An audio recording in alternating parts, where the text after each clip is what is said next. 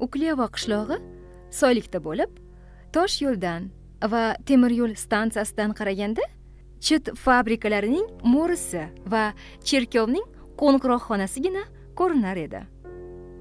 O'tgan ketgan yo'lovchilar qaysi qishloq deb so'raganlarida marakaga kelgan Dyachok ikraning hammasini yeb qo'ygan qishloq deb javob berardilar. Bir kun fabrikachi Kostyukov maraka qilganda Dyachok chol dasturxonga qo'yilgan ovqatlar orasida donador ikraga ko'zi tushib qolib, 4 qadoqcha keladigan bir bonka ikrani paqqos yeb qo'yibdi.